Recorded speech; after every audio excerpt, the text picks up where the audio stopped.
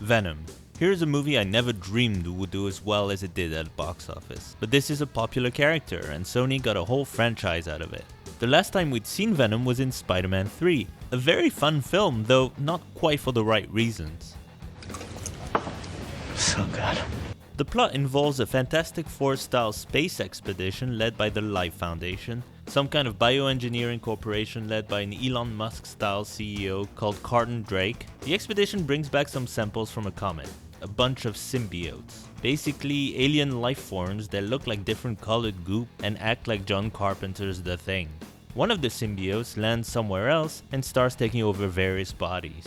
Reporter Eddie Brock spies on his girlfriend to obtain some information on the Life Foundation, so he can confront Carlton Drake with it on the air, but it totally backfires. The film rushes through Brock's rise and fall, so even though we barely know the guy, his rash actions feel out of character.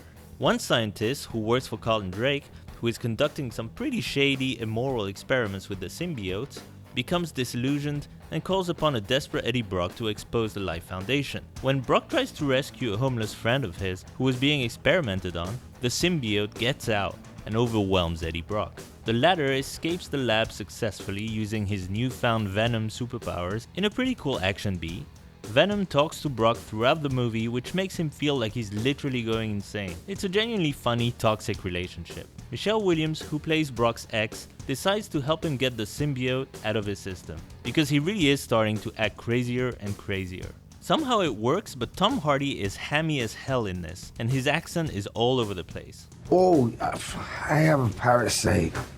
Yeah. As for Michelle Williams, she looks like she's struggling to take any of this seriously. The climax of the film is a big CG fight between Venom and Riot, the bad symbiote. The CG in this film looks good sometimes, but very often it's distractingly bad. There are a lot of problems with this movie, okay? It feels like half of it was left on the cutting room floor, the action is patchy, the performances are weird, the writing is pretty bad, let's be honest. Like a bird in the wind. And the story doesn't make a whole lot of sense. It really feels like one of those early 2000s comic book movies that didn't quite work. If you want to see a movie that's very silly and not very well thought out, but with enough ridiculous stuff in it to keep you entertained, and you happen to be a huge fan of the Venom character, sure, check out this movie. Why not? There's far worse out there.